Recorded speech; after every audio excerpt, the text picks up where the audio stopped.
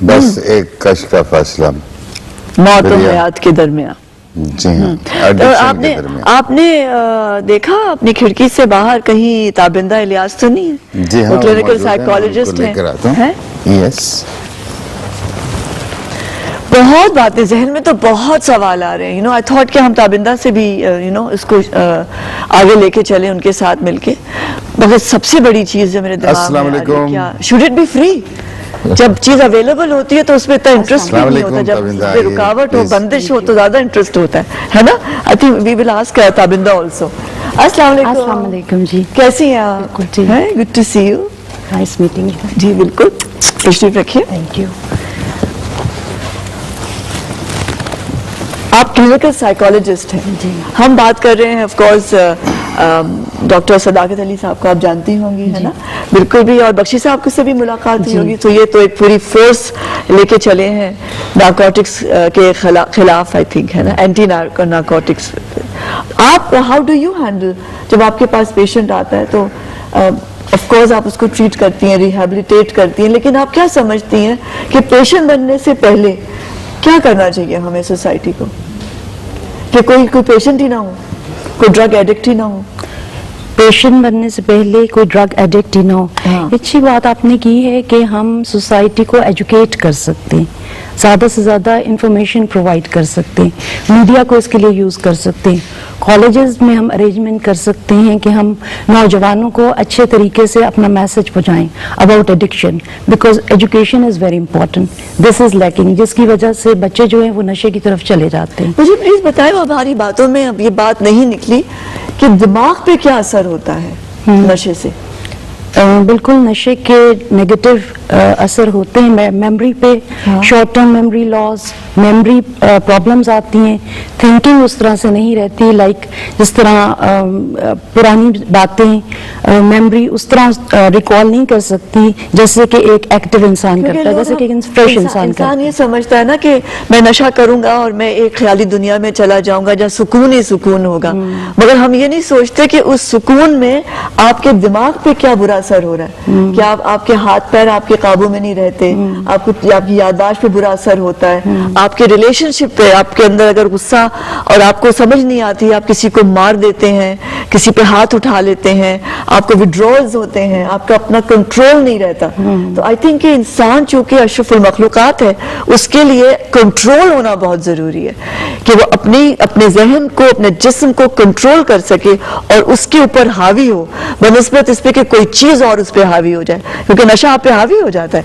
Right, बिल्कुल ठीक कह रही हैं आप। और ये जो आप बात कर रही हैं कि कंट्रोल नहीं रहता, तो यूफोरिक रिकॉल्स की बात कर रही हैं कि वो रिकॉल्स जो कि नशे में इंसान अपने आप को हाई फील करता है, अपने आप को फील करता है कि मैं ज्यादा कॉन्फिडेंट हूँ, ज्यादा मेरी सेल्फ एस्टीम हाई है, मैं सब मसलों का हल कर सकता हूँ, ऐसी फीलिंग होती है। इसकी वजह से ज्यादातर लोग जो हैं वो इसे दोबारा इस्तेमाल करते चले जाते हैं। के अब्बू से एक दफा आई थिंक पीरू ने पूछा था कि why don't you have a drink, तो उन्होंने इतना प्यारा जवाब दिया था कि हमें जरूरत नहीं, क्योंकि हमें अपनी जात का नशा है।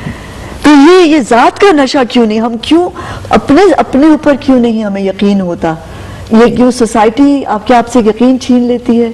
क्या माँ बाप आपसे यकीन, या साथी में कुछ आपसे यकीन छीन लेते हैं? नशा पैदा करने के लिए तो बड़ी मेहनत करनी पड़ेगी, पर्सनल डेवलपमेंट में जाना पड़ेगा। और मैं मॉडर्न होने की निशानी ये नहीं समझता कि आप सेल फोन इस्तेमाल करते हैं या इंटरनेट करते हैं या आप मॉडर्न गैजेट्स इस्तेमाल करते हैं। मॉडर्न होने की निशानी ये है कि क्या आप अपने जहन को, अपनी कैफियत को अच्छी तरह मैनेज कर सकते हैं, क्या आप पीसफुल हैं, क्या आप जब अपने साथ होते हैं तो खुश होते हैं, क्या आप सब्र कर सकते हैं, क्या आप इंतजार कर सकते हैं, क्या आप अपनी जो फौरी ख्वाहिशें हैं, इम्पल्सिविटी है, उस पर काबू पा सकते हैं, क्या आपकी विल काम करती है, क्या आप जो काम अभी करना चाहें उसको टाल मटोल तो नहीं करते रहते, क्या आप अच्छे ताल्लुकात बना सकते हैं, क्या आप सबके साथ अच्छे ताल्लुकात बना सकते हैं? क्योंकि घरों में खराब ताल्लुकात से बड़ी खराबियां पैदा होती हैं। और अच्छा, आप लोगों ने एक सवाल पूछना चाहूंगा डॉक्टर साहब कि आप अपने क्लिनिक में किस तरह ट्रीटमेंट करते हैं? और जिस तरह ताबिंदा एक क्लिनिकल साइकोलॉजिस्ट हैं, तो ये क्या, can you explain a bit के व्हाट इज अ क्लिनिकल, किस तरह वो हेल्प मतलब जैसे मेरे घर में किसी के, हमारे देखने वालों के घर में किसी ने ये महसूस किया कि उनका बच्चा उसके बिहेवियर में या उसकी बच्ची के बिहेवियर में बदलाव आया है, और वो उनको एहसास हो कि यहाँ कुछ गड़बड़ है, तो आपके पास अगर लेकर आए तो आप किस तरह, मतलब हाउ विल यू टेल के, जैसे आप कह रहे थे ना कि पढ़ाई में कमी हो गई। ऐसा है कि बहुत से लोग मिल के ये काम करते हैं, मेडिकल स्पेशलिस्ट उस विड्रॉल को मैनेज करते हैं, फिर साइकोलॉजिस्ट उनको वो ट्रेनिंग देते हैं, जैसे स्ट्रेस मैनेजमेंट और एंगर मैनेजमेंट की ट्रेनिंग देते हैं। जो साइकियाट्रिस्ट होते हैं वो उनमें नफ्सियाती बीमारियों का खोज लगाते हैं कि पहले कोई नफ्सियाती बीमारियां थी तो ये इन्होंने नशा शुरू किया। लेकिन इससे भी पहले, इलाज से पहले का एक इलाज होता है जिसे हम प्री एडमिशन काउंसलिंग कहते हैं, जो कि बाज़ को 3 हफ्ते से 3 महीने तक करना पड़ता है, जिसमें मरीज को अभी इलाज में नहीं डालते, फैमिली को सेफ बनाते हैं ट्रीटमेंट के लिए, फैमिली को मरीज के लिए बेहतर बनाते हैं, उन्हें थोड़ा थोड़ा डॉक्टर बना देते हैं, उन्हें इंटरवेंशन सिखाते हैं, असर्टिवनेस सिखाते हैं, उन्हें मरीज से बात करना सिखाते हैं, चूंकि मरीज से बात करना आसान नहीं होता। अच्छा, हम थोड़ा सा वापस आएंगे, बिकॉज मेरे दिमाग में ये सवाल फिर भी घूम रहा है कि हम तो आदत समझते हैं ना, इट्स अ बैड हैबिट, कि आपने अपने दोस्तों से पिक कर ली, आपने थोड़ा सा सैड हो गए, डिप्रेस हो गए तो उठा लिया, डिपेंडेंसी हो गई, आपने किसी चीज के ऊपर इंतजार कर लिया बजाय अपनी जात के, है ना। लेकिन आप कह रहे हैं कि ये बीमारी है। डॉक्टर साहब, कैसे है ये बीमारी ताबिंदा? आप इसको बीमारी कैसे कह सकते? ब्लड प्रेशर बीमारी है, दिल में तकलीफ हो जाए बीमारी है, आपको खांसी हो, जुकाम हो, बुखार हो, उसकी अलामतें हैं बीमारी है, अब कैंसर बीमारी है, बिल्कुल ये बीमारी है, और एड्स बीमारी है, बिल्कुल आप सही कह रहे हैं। लेकिन जिस तरह एक डायबिटिक बीमारी है, डायबिटीज बीमारी है, ठीक है, इसी तरह हाइपरटेंशन, हार्ट प्रॉब्लम ये बीमारी है, इसमें जेनेटिक फैक्टर्स मौजूद हैं। इस तरह उसमें जीन्स मौजूद होती है, हम अपने पेरेंट्स से इस चीज को इनहेरिट करते हैं। अगर पेरेंट्स हाइपरटेंसिव हैं तो बच्चा भी हाइपरटेंसिव हो सकता है। इसी तरह अगर किसी के पेरेंट्स या ग्रैंड पेरेंट्स उनमें अल्कोहलिक टेंडेंसीज या नशे की टेंडेंसीज मौजूद हैं तो वो जीन इनहेरिट कर लेता है। इस वजह it is in the biology, right. और 50% अगर पेरेंट इज अल्कोहलिक और एन एडिक्ट तो 50% चांसेस हैं कि आगे से औलाद उस चीज को इनहेरिट करेगी। जैसे मुझे किसी ने कहा था, रिमेंबर, कि जो प्रेग्नेंट खवातीन हैं उनको सिगरेट नहीं पीनी चाहिए, उनको ड्रिंक नहीं करना चाहिए, और उनको उस माहौल में भी नहीं बैठना चाहिए जहां सिगरेट पी जाए, क्योंकि पैसिव स्मोकर।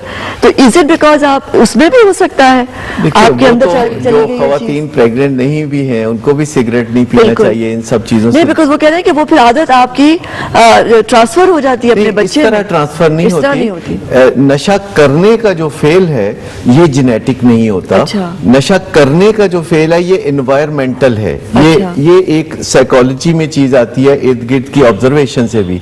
लेकिन एडिक्शन जेनेटिक होती है। अच्छा। यानी अगर कोई नशा करता है और उसका जिस्म नशे को मिसमैनेज करता है, मेटाबॉलिक एरर है जैसे डायबिटीज में होती है, कि नशा उसके जिस्म में जाके वहां मेटाबॉलिक एरर पैदा होती है, या उसकी जो जैसे खाना डाइजेस्ट होता है तो नशा या ड्रग्स जिस्म में जाके मेटाबोलाइज होती हैं। अगर खाना सही तरह डाइजेस्ट ना हो तो उससे जैसे खराबियां होती हैं, इसी तरह नशा सही तरह मेटाबोलाइज ना हो तो उससे खराबियां पैदा होती हैं। मेटाबॉलिक एरर इस तरह की चीज होती है जैसे कोलेस्ट्रॉल का बढ़ना, ये मेटाबॉलिज्म की खराबी है कि आप कुछ भी खाएं आपका कोलेस्ट्रॉल बढ़ना शुरू हो जाता है। डायबिटीज में ये है, आम लोग कुछ भी खाएं उनको नहीं कुछ होता, उनकी शुगर नहीं बढ़ती, लेकिन जिसको डायबिटीज है वो जरा सी मिठाई का टुकड़ा भी चख ले तो उसकी शुगर 400 तक पहुंच सकती है। तो इसी तरह जिन लोगों में जिस्मानी खराबी पैदा होती है, जो कि नशा करने वालों में से कुछ 10 से 15% लोग हैं जिनको ये जिस्मानी खराबी पैदा होती है नशा करने के कुछ अरसे के बाद। वो कुछ अरसा 6 महीने, 1 साल, 10 साल तक हो सकता है, 20 साल भी हो सकता है। लेकिन ज्यादातर लोगों को जो नशे की बीमारी आती है वो नशा शुरू करने के 10 साल बाद तकरीबन ज्यादातर लोगों को बीमारी आती है। उससे पहले ये आदत होती है, फिर ये इल्लत बन जाती है। तो यूं समझे कि नशा करने की क्रेविंग या ख्वाहिश ये एक जहनी मामला है, साइकोलॉजी का इससे बहुत गहरा ताल्लुक है। लेकिन नशे के साथ मिसमैनेजमेंट होना, जिस्म में जाके नशे को बेअसर करना, यानी जिस्म नशे को अगर बेअसर करना लगे और दिमाग नशे का ख्वाहिशमंद हो तो ये एक सिविल वॉर सी हो जाएगी कि दिमाग चाहेगा ज्यादा नशा करें, जिस्म उस नशे नशे को खराब कर रहा है, बेअसर कर रहा है, टॉक्सिक बना रहा है, हेंस द टर्म इंटॉक्सिकेशन। इसी तरह अगर जैसे आप चरस की बात कर रही थी कि अगर कोई चरस लेता है तो वो इसलिए तो नहीं लेता कि उसका दिमाग खराब हो जाए, वो तो चाहता है रिलैक्स होना, लेकिन 15% लोगों का चरस पीने से दिमाग खराब हो सकता है, क्योंकि आज जो चरस है वो 1960 की निस्बत 100 गुना ज्यादा ताकतवर है। तो फिर हमें यह भी देखने में आता है कि कई लोग चरस पीते हैं, उनको कुछ नहीं होता, उनके देखा देखी दूसरे लोग पीते हैं, लेकिन 15% लोगों के लिए ये एक बहुत बड़ा रिस्क है कि उनका दिमागी तवाज़ुन खराब हो जाता है। शराब में 10% लोग अल्कोहलिक हो जाते हैं, 90% को कुछ नहीं होता, लेकिन 10% बहुत बड़ा रिस्क है। इसी तरह अफ्यून है, उसमें 60% लोग एडिक्ट हो जाते हैं, क्योंकि वो ऐसा नशा है। हेरोइन में 90% लोग एडिक्ट हो जाते हैं, 10% उसमें भी नहीं होते। लेकिन आज का एक बहुत बड़ा मसला ट्रैंक्विलाइजर्स का इस्तेमाल है, जो घरों में खवातीन करती हैं, और बज़ाहिर लगता है कि ये कोई बड़ी बात नहीं, वो रोजाना की आदत बना लेते हैं। एलोपैथिक मेडिसिन के जैसे ट्रैंक्विलाइजर है, जैसे वैलियम, लेक्सोटनिल, ज़ैनिक्स, ये सारी चीजें जो, तो इसमें या पेन किलर्स हैं, लोग पेन किलर्स की आदत डाल और ये देते हैं। डॉक्टर की पेन किलर्स भी, जैसे कुछ पेन किलर्स हैं जो एडिक्टिव नहीं है, तो उन पेन किलर्स का इस्तेमाल निस्बतन सेफ समझा जाता है, लेकिन कुछ पेन किलर्स हैं जो एडिक्टिव हैं। सिंथेटिक नारकोटिक्स मार्केट में आ गए हैं, मेडिकल स्टोर से नारकोटिक के अब टीके मिलते हैं, क्योंकि जब कोई मेडिकल स्टोर से टीका खरीद के लगा रहा होता है तो पुलिस भी उसको कुछ नहीं कहती, क्योंकि ये कोई मेडिकल मामला दिखता है। और कई दफा तो शदीद दर्दों के लिए जब डॉक्टर टीका तजवीज़ करते हैं नारकोटिक का, तो मरीज उसको बाद में अपने तौर पर लेना शुरू कर देता है, जो कि एक बड़े खतरनाक काम है।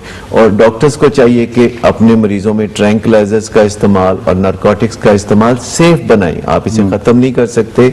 जब शदीद दर्द होगी, किसी को दिल का दौरा होगा, किसी को किडनी की तकलीफ होगी, तो उसे नारकोटिक देना पड़ेगा। कि जो लेकिन उसे सेफ बनाया जा सकता है कुछ और दवाइयों को साथ में लाकर। और जो फार्मासिस्ट हैं और जो दवाइयां बेचते हैं, उन्हें भी बगैर प्रिस्क्रिप्शन के नहीं देनी चाहिए कोई चीज। यूजुअली वो नहीं देते। मैं आपको हैरान कौन बात बताऊं, हमने खुद इस पे ऑब्जर्वेशन की कि मेडिकल स्टोर्स वाले ना करते हैं, लेकिन बाज़ औक़ात जो खरीदार होते हैं इन नारकोटिक्स के टीकों के या ट्रैंक्विलाइजर्स की गोलियों के, वो उनकी जान खो आ जाते हैं। वो वहाँ बैठ जाते हैं, बाकायदा धरना दे देते हैं, और वो उठ के जाने के लिए तैयार नहीं होते, उनकी दुकानदारी खराब होती है। तो वो बहुत ज़्यादा प्रेशर की वजह से भी